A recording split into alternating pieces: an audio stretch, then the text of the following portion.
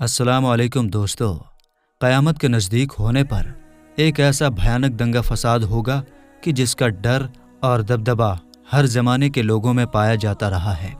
इस दंगा फसाद का चर्चा अगर सहाबा इकराम की मजलिस में हो जाता तो सहाबा इकराम ज़ारो कतार रोने लग जाते थे और अल्लाह तबारक व तआला की पनाह मांगा करते थे। मेरे दोस्तों, आज की वीडियो में हम बात करेंगे दुनिया के सबसे बड़े दंगे फसाद के बारे में, जो कि दज्जाल की शक्ल में होगा। दज्जाल कौन है और दज्जाल की हकीकत क्या है, और दज्जाल की पैदाइश कब और कैसे हुई, और दज्जाल के माँ बाप कौन हैं, और क्या हुज़ूर पाक सल्लल्लाहु ताला अलैहि वसल्लम के ज़माने में भी दज्जाल मौजूद था, और दज्जाल इस वक्त कहाँ है, और दज्जाल इस दुनिया के अंदर कब आएगा। मेरे दोस्तों, इन सारे सवालों के जवाब आज की इसी वीडियो में हम आपको कुरान और हदीस की रोशनी में बताएंगे। लिहाजा दोस्तों, आपसे रिक्वेस्ट है कि हमारे इस वीडियो को पूरा ज़रूर देखिएगा। दोस्तों, हुज़ूर पाक सल्लल्लाहु ताला अलैहि वसल्लम ने इरशाद फरमाया कि क़यामत उस वक्त तक नहीं आएगी जब तक दज्जाल इस दुनिया में नहीं आ जाता। दज्जाल के आने की निशानियाँ और शक्ल व सूरत के बारे में हुज़ूर पाक सल्लल्लाहु ताला अलैहि वसल्लम ने इरशाद फरमाया कि दज्जाल नाटा होगा और वो बदसूरत होगा और वो एक आँख से अंधा होगा। उसके दोनों पाँव टेढ़े होंगे और उसके जिस्म में बहुत ज़्यादा बाल होंगे। उसके सर के बाल घुंघराले होंगे और उसका रंग लाल या भूरा होगा और उसकी नाक तोते की चोंच जैसी होगी। और दज्जाल की सबसे साफ निशानी ये होगी कि उसके माथे पर काफिर लिखा होगा, जिसको हर मुसलमान पढ़ लेगा, चाहे वो पढ़ा लिखा हो या अनपढ़ हो, लेकिन काफिर और फासिक इसको ना पढ़ सकेंगे। मेरे दोस्तों, दज्जाल जब इस दुनिया के अंदर आएगा तो लोगों के सामने नेक और परहेजगार बनकर रहेगा ताकि लोग ज़्यादा से ज़्यादा इसकी बात मानें, लेकिन अंदर से ये काफिरों की तरह जालिम होगा। दज्जाल सबसे पहले नबी होने का दावा करेगा। जब इसके मानने वाले बहुत ज़्यादा हो जाएंगे तो ये खुदाई का दावा करेगा। दज्जाल एक बहुत बड़ी सवारी पर सवार होकर पूरी ज़मीन में चक्कर लगाएगा। वो सवारी इतनी बड़ी होगी कि उसकी दोनों आँखों के बीच की दूरी लगभग 120 फुट होगी। मेरे दोस्तों, दज्जाल के पास बहुत ज़्यादा ताकत और मालो दौलत और खजाने होंगे। इस पूरी ज़मीन की ज़्यादातर नहरों पर दज्जाल का कब्ज़ा होगा। इसकी इजाज़त के बगैर कोई भी पानी ना पी सकेगा। ये लोगों को बहकाने के लिए तरह तरह की चीज़ें दिखाएगा। या आसमान को हुक्म देगा तो वो बारिश बरसाएगा, और ज़मीन को हुक्म देगा तो वो तरह तरह की चीज़ें उगाएगी, जैसे पेड़ पौधे, सब्जियां वगैरह। उस वक्त दज्जाल अपने आप को खुदा कहेगा। जो लोग इसके मानने वाले बन जाएंगे तो दज्जाल उनको मालामाल कर देगा और वो ऐश की ज़िंदगी गुजारेंगे, और जो लोग दज्जाल को खुदा मानने से इनकार कर देंगे तो दज्जाल उनको कत्ल कर देगा। मेरे दोस्तों, दज्जाल बिजली की रफ्तार से भी ज़्यादा तेज़ी के साथ ज़मीन पर घूमेगा और वो दुनिया के हर कोने में जाएगा।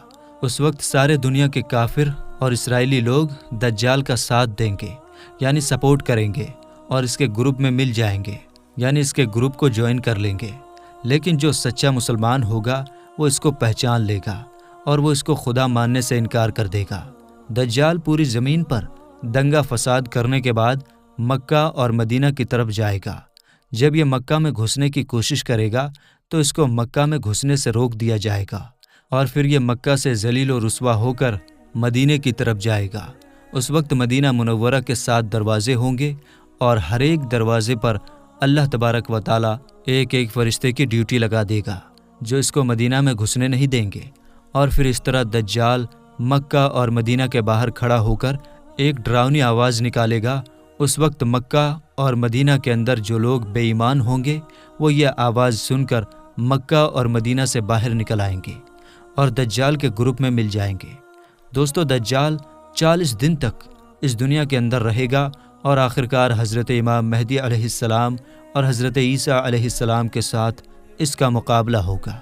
उस वक्त दज्जाल का ग्रुप मुसलमानों के मुकाबले ज़्यादा मजबूत होगा और उस वक्त मुसलमानों और दज्जाली ग्रुप के बीच एक बहुत बड़ी जंग होगी। इस जंग के अंदर दज्जाली हार जाएंगे और दज्जाल के ग्रुप को बहुत बड़ी हार का सामना करना पड़ेगा। उस वक्त दज्जाल हज़रत ईसा अलैहिस्सलाम से डरते हुए फ़िलिस्तीन की तरफ भागेगा और हज़रत ईसा अलैहिस्सलाम उसका पीछा करते हुए اس کو مقام لوط پر پکڑ لیں گے اور اللہ تبارک و تعالیٰ کے حکم کے ساتھ دجال کو قتل کر دیں گے۔ میرے دوستو، اب بات کرتے ہیں کہ دجال کون ہے اور اس کے ماں باپ کون ہیں۔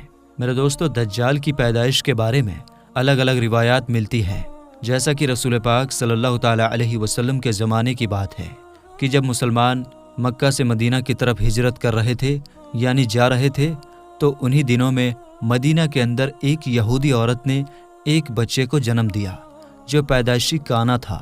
یہ بچہ پیدائش کے حساب سے عجیب تھا۔ بچپن میں یہ مدینے کے اندر بچوں کے ساتھ کھیلا کرتا تھا، لیکن دھیرے دھیرے یہ بچہ مشہور ہونے لگا اور اس نے مدینے کے اندر اپنے اوپر وحی آنے کا دعویٰ کر دیا، اور یہ بچہ لوگوں سے عجیب طرح کی باتیں کرنے لگا۔ جب اس کی ماں کو اس بات کا پتہ چلا تو اس کی ماں حضور پاک صلی اللہ تعالیٰ علیہ وسلم کے پاس آئی اور اپنے بیٹے کا سارا حال حضور پاک صلی اللہ تعالیٰ علیہ وسلم کو بتایا، اور اس بچے کی ماں حضور پاک صلی اللہ تعالیٰ علیہ وسلم سے یہ گزارش کرنے لگی کہ آپ اس کے بارے میں پتہ کریں، یعنی جانچ پڑتال کریں کہ یہ کیا کر رہا ہے۔ ایک دن حضور پاک صلی اللہ تعالیٰ علیہ وسلم صحابہ کرام کے ساتھ اس بچے کے بارے میں پتہ کرنے کے لیے اس کے گھر کی طرف تشریف لے جانے لگے، تو آپ نے راستے میں اس بچے کو انصاری بچوں کے ساتھ کھیلتے ہوئے دیکھا۔ اس بچے کا نام ابن سیاد تھا۔ اس وقت حضور پاک صلی اللہ تعالیٰ علیہ وسلم کے ساتھ عمر ابن خطاب رضی اللہ تعالیٰ عنہ اور دوسرے صحابہ کرام بھی موجود تھے۔ اس وقت ابن سیاد جوان ہونے کے قریب تھا، لیکن جوان نہیں ہوا تھا۔ حضور پاک صلی اللہ تعالیٰ علیہ وسلم اس کے قریب گئے، لیکن اس کو پتہ نہ چلا، تو آپ صلی اللہ تعالیٰ علیہ وسلم نے اس کی کمر پر ایک تھپڑ لگائی اور ابن سیاد سے فرمایا، کیا تم گواہی دیتے ہو کہ میں اللہ کا رسول ہوں؟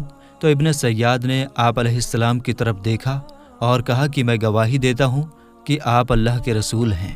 پھر ابن سیاد نے حضور پاک صلی اللہ تعالیٰ علیہ وسلم سے کہا کہ کیا آپ گواہی دیتے ہیں کہ میں بھی اللہ کا رسول ہوں؟ تو آپ صلی اللہ تعالیٰ علیہ وسلم نے ابن سیاد کو چھوڑ دیا اور اس کی بات کو کاٹتے ہوئے فرمایا کہ میں اللہ اور اس کے جو رسول ہیں ان سب پر ایمان لایا۔ اس کے بعد نبی پاک صلی اللہ تعالیٰ علیہ وسلم نے ابن سیاد سے پوچھا کہ تو کیا دیکھتا ہے؟ تو ابن سیاد نے کہا کہ میں سمندر پر عرش دیکھتا ہوں۔ تو اس وقت حضور پاک صلی اللہ تعالیٰ علیہ وسلم نے ارشاد فرمایا کہ وہ ابلیس کی چال ہے۔ اس وقت ابن سیاد نے حضور پاک صلی اللہ تعالیٰ علیہ وسلم کو بتایا کہ میرے پاس سچی اور جھوٹی خبریں آتی ہیں۔ یہ بات سن کر آپ صلی اللہ تعالیٰ علیہ وسلم نے فرمایا، پھر تو تیرا معاملہ الٹا ہو گیا۔ اس کے بعد حضور پاک صلی اللہ تعالیٰ علیہ وسلم نے ابن سیاد سے فرمایا کہ میں نے تیرے لیے ایک چھپانے والی چیز چھپائی ہے۔ تو ابن سیاد حضور پاک صلی اللہ تعالیٰ علیہ وسلم سے کہنے لگا کہ آپ نے دل کے اندر جو چیز چھپائی ہے وہ اداخ ہے۔ تو اس پر آپ صلی اللہ تعالیٰ علیہ وسلم نے ارشاد فرمایا کہ ذلیل ہو جا، تیری قدر بڑھ نہیں سکتی۔ اس وقت حضرت عمر رضی اللہ تعالیٰ عنہ نے فرمایا کہ اگر آپ مجھے اجازت دیں تو میں اس کی گردن اڑا دوں۔ اس وقت حضور پاک صلی اللہ تعالیٰ علیہ وسلم نے ارشاد فرمایا کہ اسے چھوڑ دو، اگر یہ رہنے والا ہے تو اسے قتل نہیں کر سکتا، اور اگر یہ جھوٹا ہے تو اسے قتل کرنے میں کوئی فائدہ نہیں۔ میرے دوستو، مدینے کے لوگ ابن سیاد کے بارے میں یہ کہا کرتے تھے کہ کچھ شیطان اس کے پاس آتے تھے جو اس کو عرش الہی کی خبریں دیا کرتے تھے، جبکہ حضور پاک صلی اللہ تعالیٰ علیہ وسلم نے ابن سیاد کے معاملے میں خاموشی اختیار کی ہے، کیونکہ آپ صلی اللہ تعالیٰ علیہ وسلم کے پاس اللہ کا یہ پیغام نہیں آیا کہ ابن سیاد کی حقیقت کیا ہے، جبکہ کچھ لوگ ابن سیاد کو ہی دجال مانتے ہیں، اور کچھ صحابہ اکرام کا خیال بھی یہی تھا۔ اور ایک دوسری روایت میں ملتا ہے کہ حضرت عمر رضی اللہ تعالیٰ عنہ حضور پاک صلی اللہ تعالیٰ علیہ وسلم کے سامنے ابن سیاد کو دجال کہا کرتے تھے، لیکن آپ صلی اللہ تعالیٰ علیہ وسلم نہ ہی اس بات کا اقرار کرتے ہیں اور نہ ہی اس بات کا انکار کرتے ہیں۔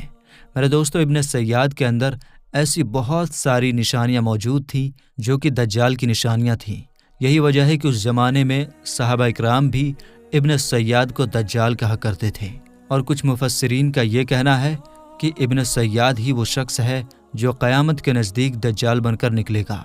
حضرت ابو سعید خدری رضی اللہ تعالیٰ عنہ بیان کرتے ہیں کہ ابن سیاد مجھ سے کہنے لگا کہ میں دجال کے ماں باپ کو بھی جانتا ہوں اور دجال کو بھی جانتا ہوں۔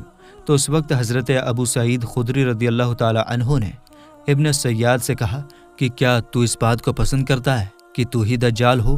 تو اس وقت ابن سیاد نے کہا کہ اگر مجھے دجال بنایا گیا تو میں اس بات کو ناپسند نہیں کروں گا کہ میں دجال بنوں، یعنی کہ میں دجال بننا پسند کروں گا۔ میرے دوستو، کچھ مفسرین کا کہنا ہے کہ ابن سیاد دجال نہیں ہے کیونکہ یہ بعد میں ایمان لے آیا تھا، بلکہ دجال حضرت سلیمان علیہ السلام کے زمانے میں جنات اور انسانوں کے ملاپ سے پیدا ہوا تھا اور اس کے ماں باپ کو قتل کر دیا گیا تھا، اور دجال کو ایک جزیرے کے اندر قید کر دیا گیا، اور یہ انسان اور جنات کے ملاپ سے پیدا ہونے والا بچہ یعنی دجال آج بھی اسی جزیرے کے اندر قید ہے، اور اس کے ساتھی شیطان اس کو ہر بات کی خبر دیتے ہیں۔ دجال کی پیدائش کے بارے میں حضرت امام زرقانی رحمۃ اللہ تعالی علیہ بیان فرماتے ہیں کہ دجال وہ فساد ہے جس کو اللہ تبارک و تعالی نے اس وقت پیدا فرمایا جس وقت حضرت آدم علیہ السلام کو جنت سے نکالا گیا تھا، اور دجال کو بنا ماں باپ کے پیدا کیا گیا، اس کا کوئی ماں باپ نہیں۔ میرے دوستو، حقیقت تو یہ ہے کہ دجال قیامت کے نزدیک آئے گا، اور اس کی جو نشانیاں ہوں گی وہ صاف طور پر حضور پاک صلی اللہ تعالیٰ علیہ وسلم نے اپنی احادیث کے اندر بیان فرمائی ہے۔ لیکن یہ دجال کہاں ہے، اور یہ کہاں سے آیا، اور یہ کیسے پیدا ہوا، اور اس کے ماں باپ حقیقت میں کون ہیں، اس کے بارے میں کسی کو کوئی علم نہیں۔ اس کا علم صرف اللہ تبارک و تعالیٰ کے پاس ہے۔ اللہ تبارک و تعالیٰ بہتر جانتا ہے کہ دجال حقیقت میں کون ہے اور یہ کیسے پیدا ہوا۔ اللہ تبارک و تعالیٰ سے دعا ہے کہ اللہ تبارک و تعالیٰ اپنے پیارے حبیب حضرت محمد مصطفیٰ صلی اللہ تعالیٰ علیہ وسلم کے صدقے ہمیں دجال کے فساد و بگاڑ سے بچائے اور ایمان کی سلامتی کے ساتھ ہمیں جینا مرنا نصیب فرمائے، آمین یا رب العالمین۔ تو میرے دوستو، آج کی اس ویڈیو میں بس اتنا ہی، انشاءاللہ ملیں گے اگلی ویڈیو میں، تب تک کے لیے السلام علیکم، اللہ حافظ۔